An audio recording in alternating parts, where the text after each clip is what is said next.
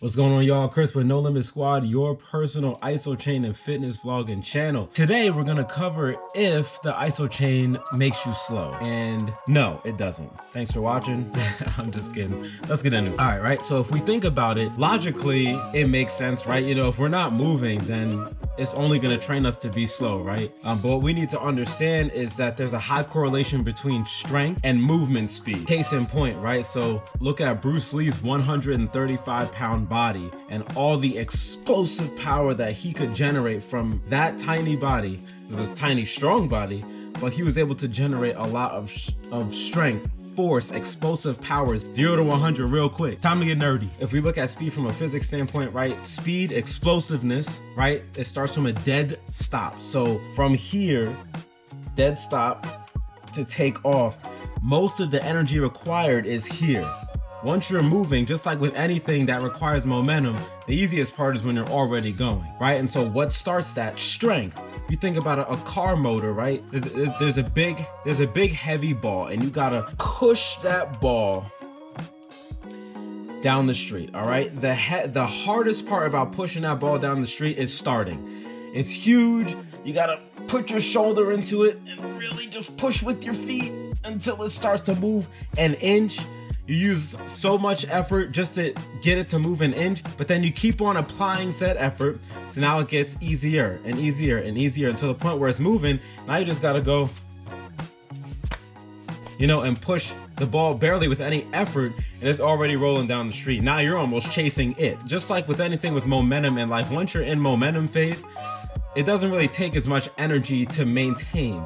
We need high levels of initial force to initiate that movement. I want us all to see this chart real quick so we can go over it. All right, so you see on the left hand, we got force, on the bottom is time, and we have different strings of load here, 3.5, 10, and 25. For the 25, you see that for those 40 kilograms of force, right, it takes longer to get it to move. But when it's only 3.5, like the one at the very bottom, it takes less time, 100 milliseconds to move versus 300 milliseconds to move for the top one. Another way to think about it is like marathon runners, right? I actually made a video on this a long time ago on an old YouTube channel I deleted.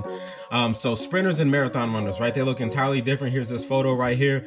The sprinter is jacked and a marathon runner is not. The marathon runner has incredible levels of muscular endurance. They can keep that pace up for hours, okay? The sprinter, for the marathon runner, a lot of type 1 slow twitch muscle fibers, all right? For the sprinter, a lot of fast twitch type 2 muscle fibers, hence the muscles are bigger. They have to be so that when they contract, they really long. It has to be strong. Think about a truck, right? It has to have a huge motor. It has to have a lot of power in that engine to get something that big to start moving. Same thing, it's just same thing with people. We all follow that same force velocity relationship. In order to start, you need a big, strong motor. Am I making sense here?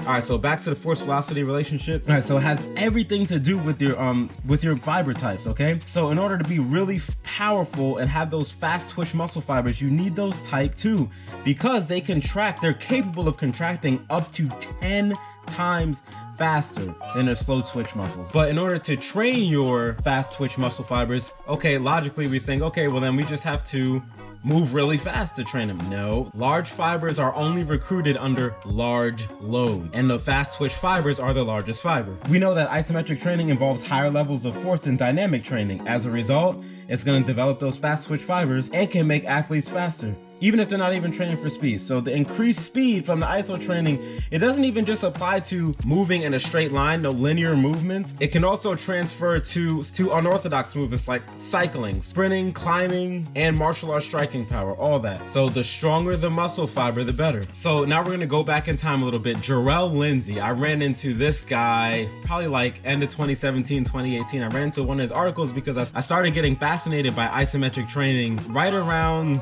27, 28, so I'm 31 now. It's like, what's with this training? This training is weird, you know? So I just started reading articles and articles on the clock. I probably shouldn't have done that, but whatever, I don't work for them anymore. So I'm gonna go over something that Jarell Lindsay mentioned in one of his isometric articles real quick, and I think it's fascinating. Jarell Lindsay said, if you wanna train fast twitch muscles, you have to move fast, right? No, you don't. In fact, you can increase your injury risk in doing that. Being fast twitch muscle only means that it's the fastest to fire and the fastest fatigue. Think sprinting. Trying to build that by moving fast works your momentum much more than your actual muscle. The difference in which muscle fibers you build comes not from your training speed, but your training intensity. Jarell Lindsay is the man. If I'm gonna drop a link to one of his articles in the description box up here. He's awesome. He definitely knows his stuff with isometric training. Got a point. He's got multiple points. All right.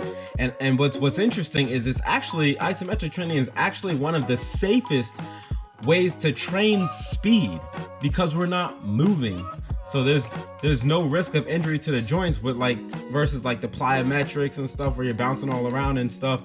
So if you really want to train speed, get on this Isochain. Zercher squat or front squat, pistol squat, plie squat, 6x6, 3x6, 6-second contractions. Really work that fast twitch. Really focus on neurological recruitment and getting our muscles to fire quickly. All right, I just mentioned plyo a couple seconds ago. Plyo is great, but just keep in mind everything has its drawbacks. All right, plyometric is a lot of stress to the joint. It's a lot of bouncing around, lots of body weight coming back into the joint and then coming back out. You know, for a while I thought that plyo was one of the best ways to work speed. I was wrong. It isn't the best way to work speed.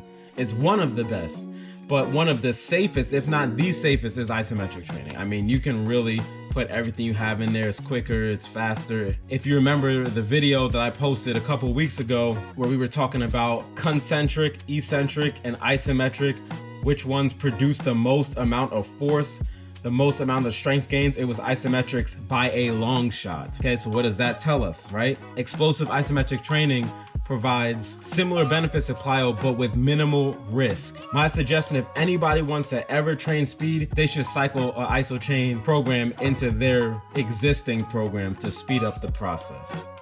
Add it on. Don't have it be the focus, have it be one of the main players in the program. Do we get slow training isometrically? Nope, we don't.